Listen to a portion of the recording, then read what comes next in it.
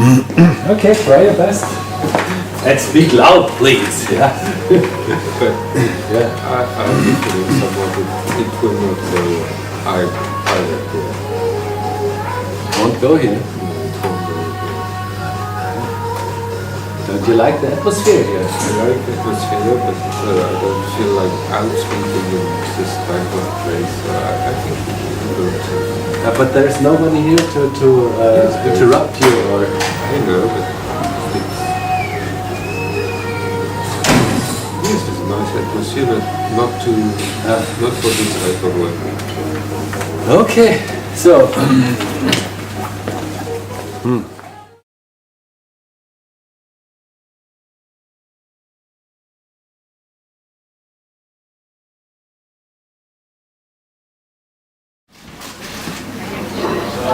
You can check in the image, so maybe we put it a bit right. You have to speak louder because anyway, nobody will hear you. Yeah. We do the sound, but I think it's not the right place. We should have to speak out strongly. Pardon? You try your own place. Okay, so yes, I think it's better to. No. So I should stop now? Yes. Okay.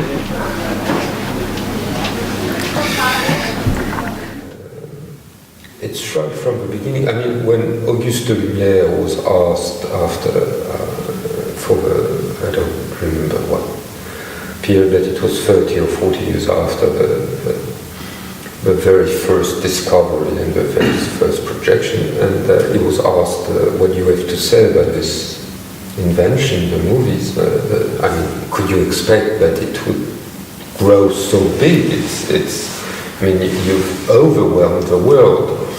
And he said, there's only one thing I can say about that, it's, excuse me. If I had known, I wouldn't have done it. It's, and it's the general attitude. So the problem is to go far enough in the beginning of the image that you can be somewhat below this moment where it started to be taken, and that's why for me there's a moment with the very breeding of cinema, with the moment where cinema is born, which is very interesting because at first there's been a lot of reluctance and the feeling that it was something that to be very cautious with it. So the black and white image, the main reference is Marais, which is one of the inventor of the movie camera. I mean, Marais' assistant went to work with Lumière, and they knew each other. But Marais has worked on chronophotography, and for him, the passage to the movies was the chronophotography becoming irrelevant, losing its relevance, because there was no possibility to set what you want to see, to distort time and to distort space the way he was doing in chronophotography, to see better. He would say that you see as badly on movies as you see in everyday life. And so Marais is one big point of reference. This moment of the invention of movies, the moment where photography becomes movies. Just for one, for one reason, it's that photography had become and is still the only idea today of a true image. I mean, everybody knows it's not true, everybody knows it's not supposed to be looked at that way, but everybody does it. And the fact that you have to say it is the proof that you do it. I mean, you don't have to state it for a painting, for example, today.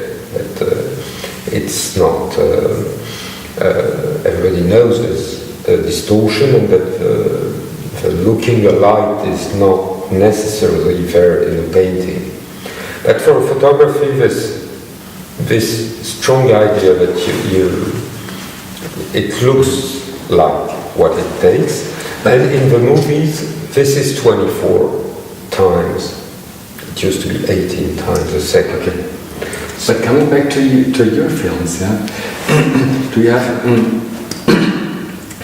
I'm talking about your films of processes of these images of airplanes, yeah, of airports, and do you think it's the kind of seeing, the normally seeing eye, which is focusing sometimes here and sometimes catching attention there, just a kind of everybody's reception, everybody's kind of reception, just catching attention, zooming, going away, then seeing something else, a girl going by. It's a kind of archetypus of looking at things.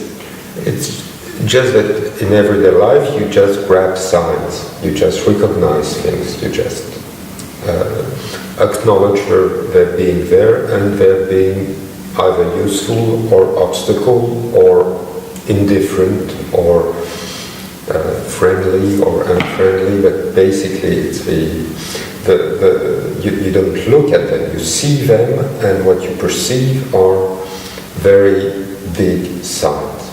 It's true for human beings, it's true for that you pass by, it's true for architecture, it's true for everything. So, and there's and the public space is today a huge competition of signs. There's the signs for cars, there's signs for pedestrians, there are signs for advertisements, there are signs for security, there are signs for brands, and all those signs are competing with one another, and all those signs are totally saturating the level of attention that you can have. So you're only dealing with that.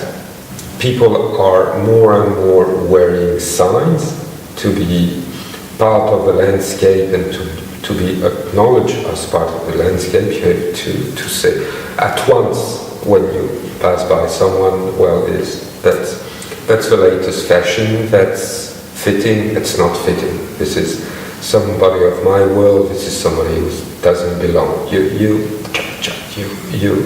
separating between the people all the time and very quickly, and good, bad, nice, not.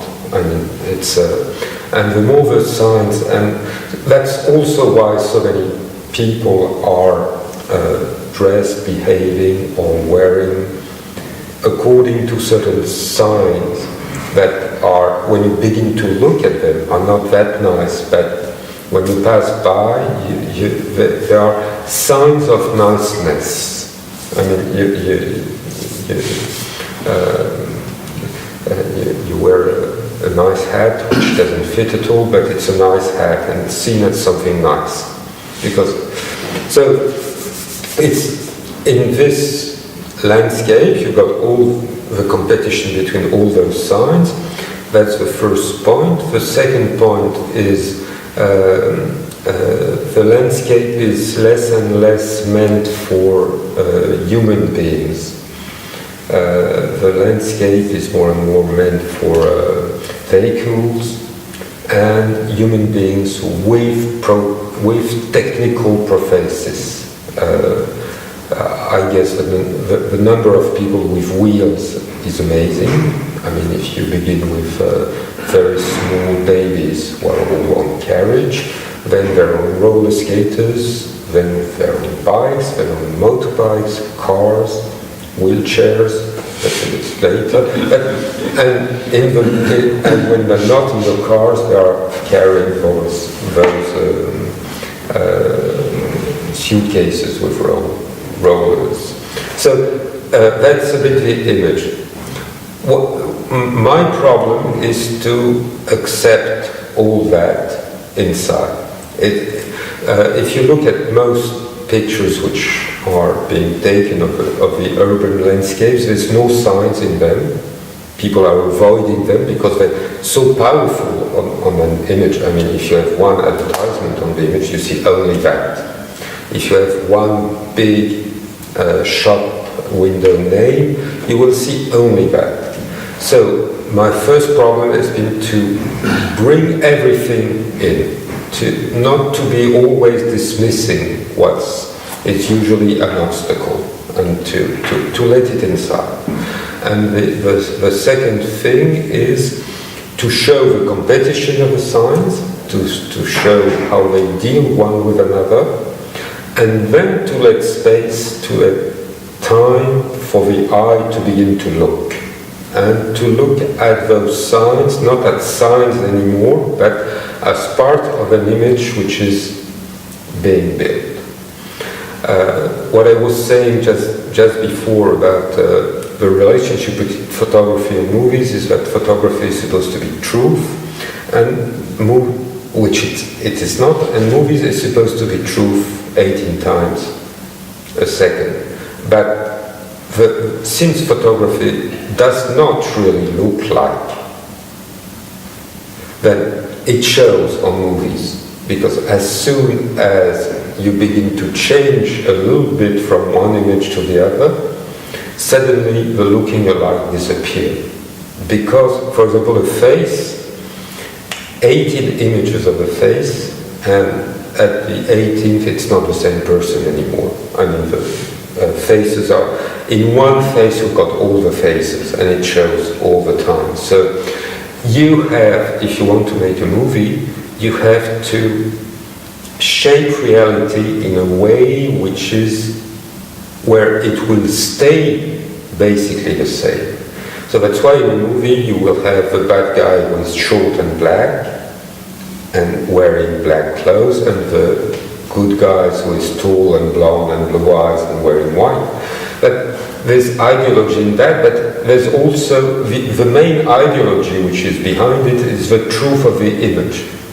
And if the image remains, if the image of the two person, if they have to remain the same during the whole movie, they have to be so different that you can't mistake them.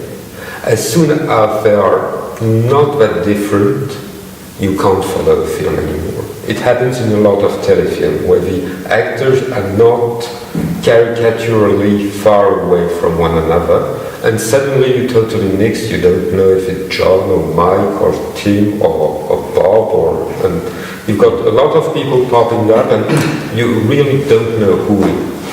Don't you speak of a state of consciousness that is long away? Because we're now taking movies on a kind of a meta level, where we do know we do know how a story has to be built to function as a movie story, and we're just taking how good it is made, or how much effects are in it. Yes, but no, we're not speaking exactly of the same thing. I'm just speaking of the fact that on movies there still is this construction of looking like this.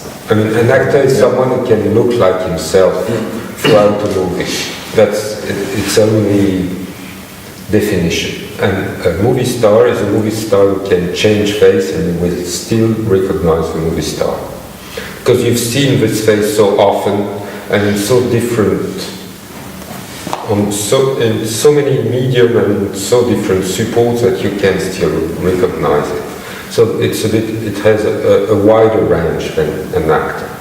Because an actor has to remain exactly, and if you look at the angles, they all deal with it the same way Garbo was dealing with it. One angle for the face, and that's it, because if I move a bit too much on the side, no one will recognize me ever. and it's true. That's why it's so fast. It's so easy to have people being what do you call them when there's a dangerous part and you have people who act instead of the actor. Stuntman. I don't know the English word for doublure in French. Okay.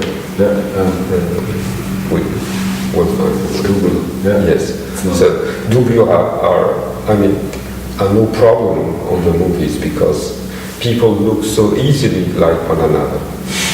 So movies is obliged to do this with the actors, but to do this with the landscape too, to rebuild totally the landscape, for the landscape look as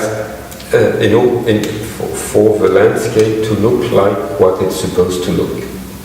So I have to fight between those two poles, the sign structure of everyday life and the type of image you are used to, and which are so strong that as soon as you are a little bit on the side, your image is dismissed as not being movies.